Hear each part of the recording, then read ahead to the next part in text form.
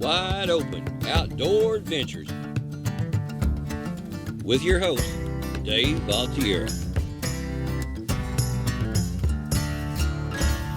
We'll make you a better sportsman. Subscribe to the Wide Open Sportsman YouTube channel today.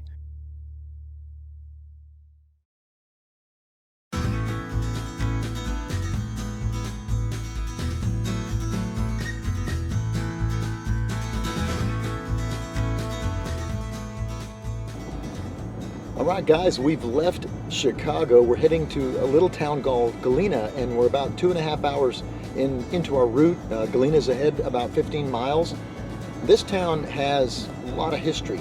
Back in the Civil War era with Ulysses S Grant, even Abraham Lincoln, over 80% of the buildings in Galena have been renovated, so much so that they are historic monuments.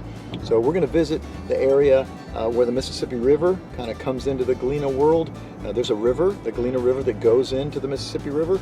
And it used to be a steamboat community back in the day. 15 or more steamboats would be docked in Galena at one given time. The lead industry was the main industry. So we're on our way to Galena, Illinois.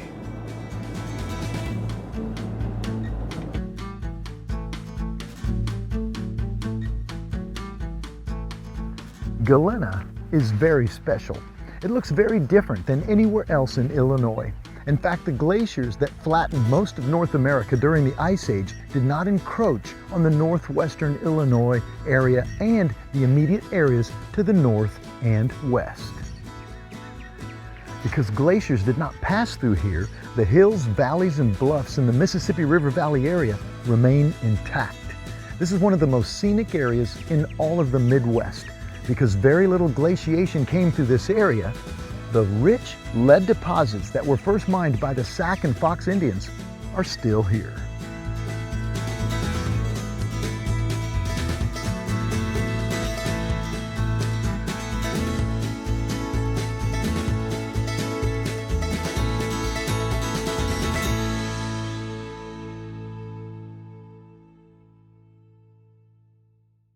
Let's talk history. In the late 1600s, the French established trading posts in the area, and by the early 1800s, the Upper Mississippi Lead Mine District was established by the U.S. Congress. This gave birth to the city of Galena. In fact, Galena is the technical term for sulfide of lead.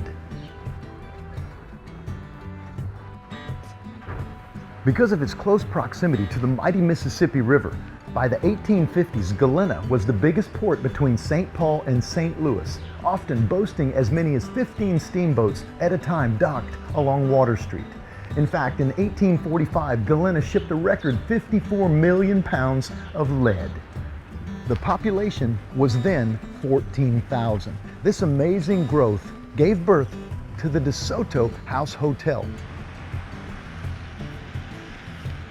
Abraham Lincoln and Stephen A. Douglas both spoke from the balcony of the Desoto House Hotel right behind me in 1860.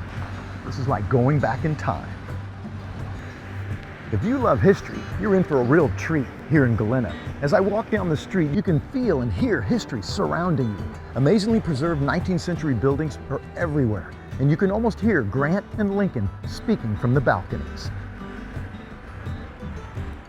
Ulysses S Grant came to Galena from the St. Louis area to work with his father in the leather goods business. Grant met many politically influential friends and subsequently became a general in the Civil War. After the war, he made his triumphant return in 1865. Not too long after, he became the 18th President of the United States. Over 85% of Galena's buildings are listed on the National Registry of Historic Places. Today, Main Street, right here, features the same narrow 2 miles of sidewalks that it did in the mid-1800s. The boutiques, galleries, restaurants, and stores see over 1 million visitors a year. Right here, we have the Dowling House. It's the oldest house in Galena.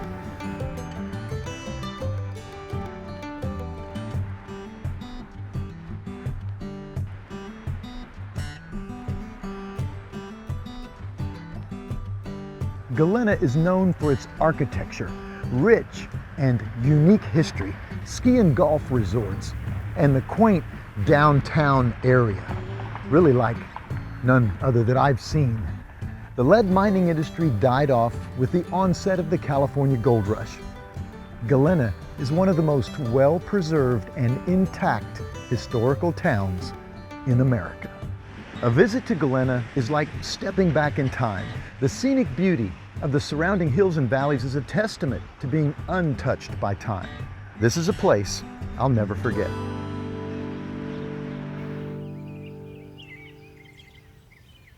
Special thanks to our amazing sponsors. We couldn't do what we do without them.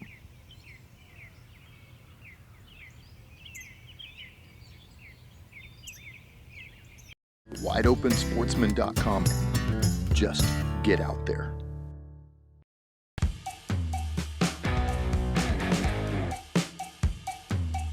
Visit WideOpenSportsman.com every day for your daily fix of adrenaline.